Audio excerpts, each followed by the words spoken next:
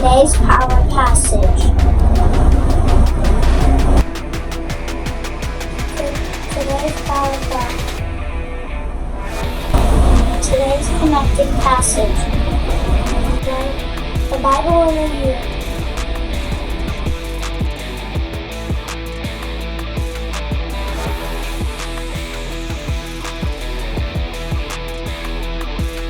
Hey Truck Riders, welcome back to the Daily Ride. I hope you guys are doing well. I hope you guys have had a great week.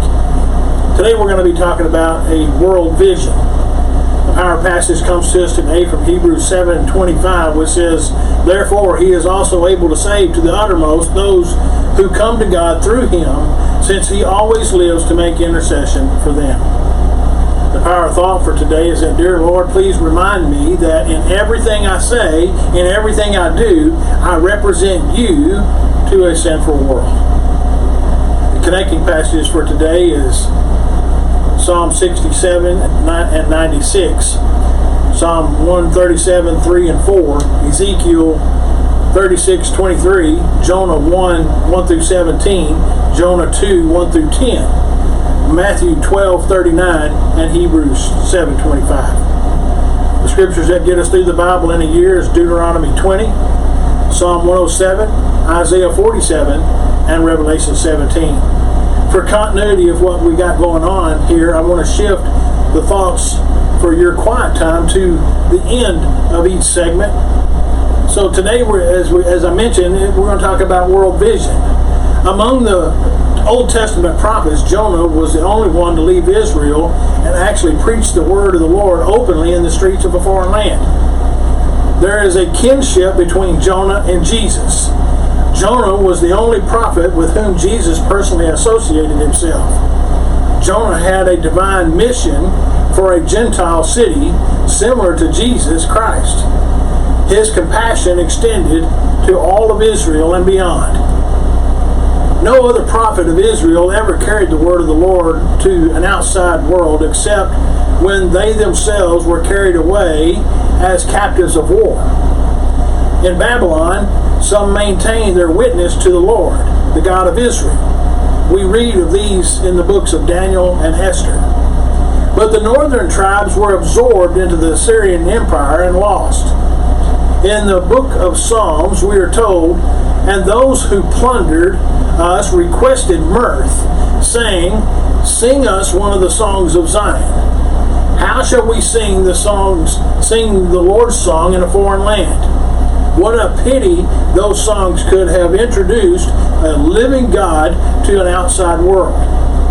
The concern of God for his creation and creatures extended to all equally, even to the most renegade and wicked. However, Jonah did not feel the same way at all and was out of sympathy with his commission. He tried to get away from God, but God was determined that he should go and sent a storm at sea as Jonah tried to flee. It was God's storm of protest at Jonah's attitude, devoid of any pity. God made Jonah a remarkable exception. He coerced him into doing what Israel was supposed to do, but never did. Supposed to do, but never did. God had raised up Israel to make the name of the Lord known throughout the whole earth. Even the original church was entirely Jewish for the first 20 years or so. Perhaps Jonah was, despite his shortcomings, one of the greatest of all the prophets. Today, allow God to speak to your heart about your own responsibility to a dying world. And as I mentioned, today I wanted to shift to the end some thoughts for your quiet time. 2 Corinthians 6:7 is the scripture of focus today, and our saying will come from Guthrie. "Come out from among them and be ye separate."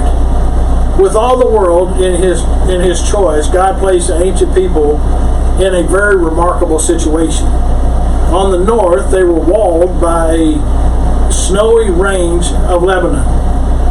The barren desert formed the eastern boundary, far as the south stretched to the sterile region. called the Howling Wilderness, while the sea, not then, but as now, the highways of the nations, facilitating rather than impending association, lay on their west. Breaking on the shore, that was a few harbors of no navigable rivers to invite the steps of commerce. May we net find a great truth in the very position in which God has chosen his people.